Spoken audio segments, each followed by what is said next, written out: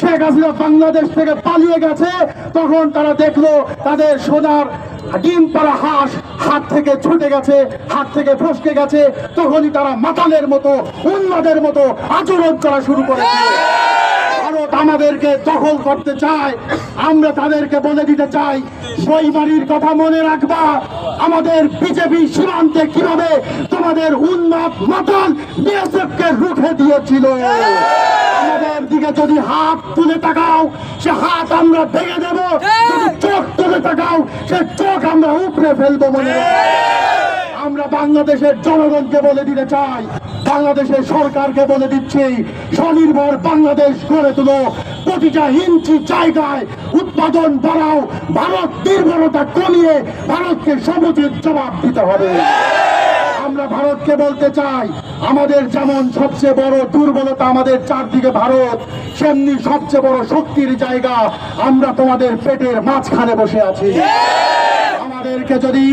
আমাদেরকে যদি শান্তিতে থাকতে না দাও, তোমার কাশ্মীর উত্তাল হয়ে যাবে।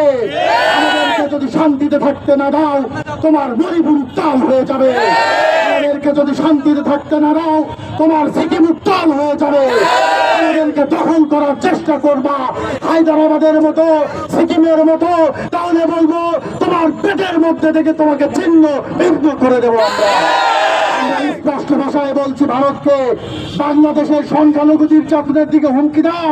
তোমার দেশে তাকাও কিভাবে রাষ্ট্রীয় মদদে মসজিদ গুলোকে ভেঙে মন্দির বানানো হচ্ছে।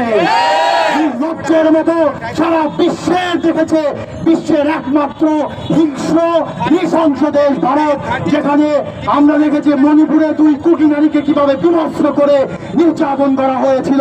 দিনের পর দিন সে মণিপুরের খ্রিস্টান গির্জাগুলোকে ভেঙে ফেলা হচ্ছে। মধ্যপ্রদেশ, উত্তরপ্রদেশের মসজিদ গুলোকে ভেঙে ফেলা হচ্ছে।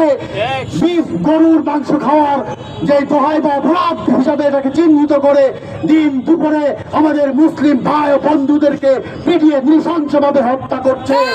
আমরা বলে দিচ্ছি তোমাদেরকে, সাবধান হয়ে যাও। বেশি বাড়াবাড়ি করলে তোমাদের বিরুদ্ধে জেগে ওঠার জন্য যা করার আমরা তাই করবো। এই সিকিম নয়, ভুটান নয়।